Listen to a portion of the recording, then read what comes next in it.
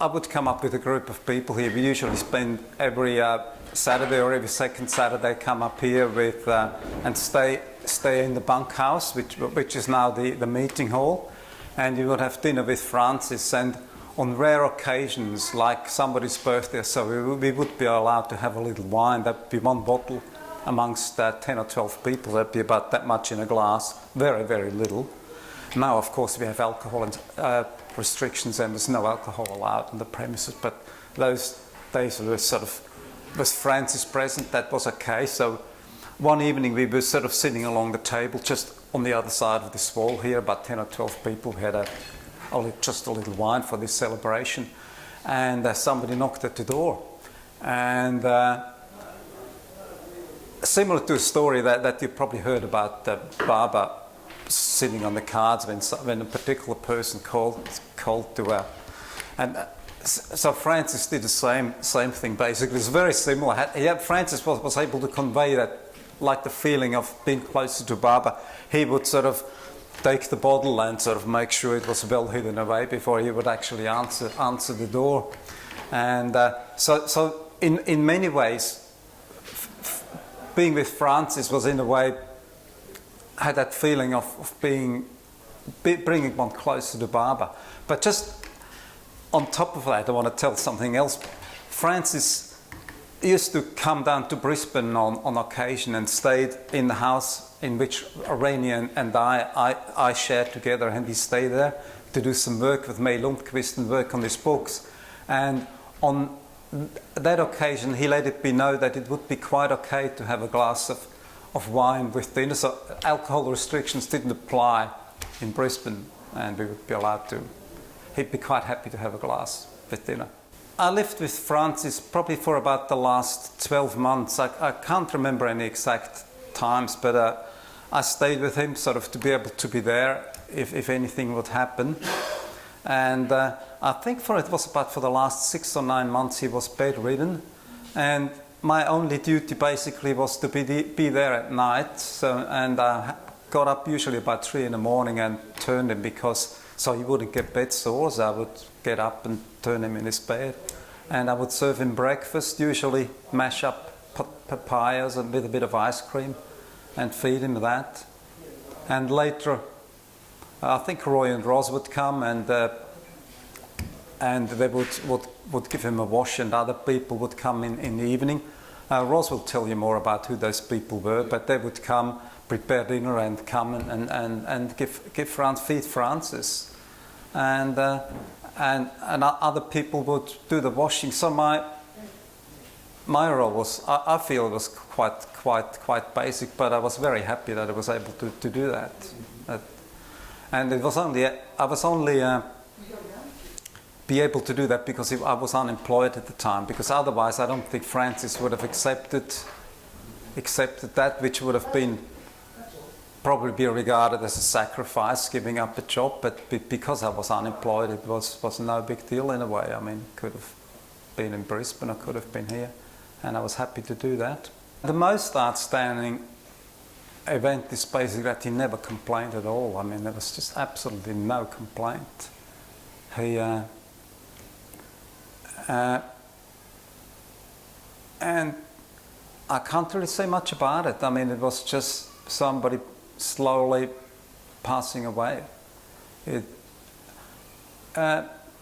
In many ways, I much prefer to remember Francis in his earlier years when he was really well. I mean, this is just one phase which we all have to go through at some stage. It's probably a difficult phase for many people, sort of being knowing that they're slowly passing away. Mm-hmm. But one of the hardest things for me in a way was that he lost the ability to convey thoughts, to talk, and with me in particular, he didn't talk, didn't speak at all for probably about the last 3 or 4 months. He didn't say a single thing, mm-hmm. which was in a way hard to take. And I know that other people, he sort of mentioned a few things, not necessarily coherent, mm-hmm. but I think he said a number of things. But for me, that was fairly hard. There was one event, I mean, because he was incapacitated, I had to basically, there was a sheet over him and they had to be tied down to the bed so he couldn't fall out. And the one thing he did say to me is, when I was tightening it up, he said, "Don't be so uptight." And I'm not sure whether he meant don't tie so hard or whether I was actually uptight, which I probably was. But that's about all I can say. Yes, as I said, I prefer to remember him when he was really well. One of the things too, he was in a way a very private person in some ways. Like he didn't. I think he didn't really want anybody to visit or so, and while he wasn't well, and there was people. I mean, obviously, there was different people coming to feed him and wash him and all that, and I think he didn't. That was a problem for him. I think, yeah. Just took it as a will of Baba. Everybody, like Erich, was the same way, wasn't he? Mm-hmm. Basically fading away and having to bear the lot of weakening slowly. I felt a relief. Yes, I felt. I'm glad his suffering stopped. Yes, I was glad he could go. It was a loss, but at the same time, contrary to many other people, I felt relief for him that he was able to go.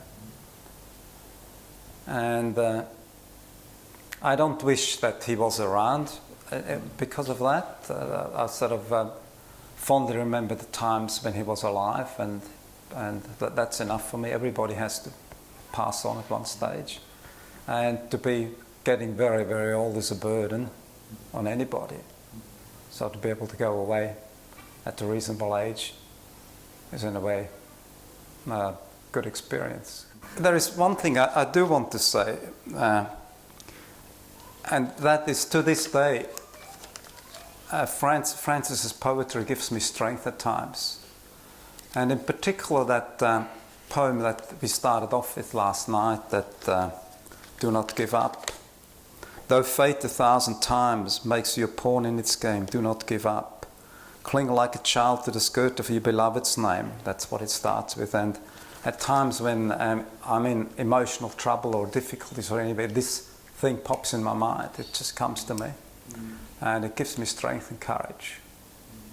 And I find that in many ways, Francis, I remember him, still remember him at times, and it gives me strength. There was one incident where he started wandering off, and one day he went off to, he started walking down the road, down Mare Road, and he wanted to go home, and he headed off to the Hayes, Roy and Ross's place. And that was sort of slightly hurtful too to me, because I was living there at his place at the time, but he wanted to go home. But those are the things with Alzheimer's. I mean, that this happens to many people associated with Alzheimer's people. Once he was in bed, he said very little. Very little. I felt that most of Francis's likes and dislikes and the way he acted were the result of the training he had received from Baba while in India. And for this reason I felt a closeness to Baba while in Francis's company. For example, Francis disliked waste of any kind, such as food, and would join the group of young people visiting him to share cars when travelling to Avatar's abode.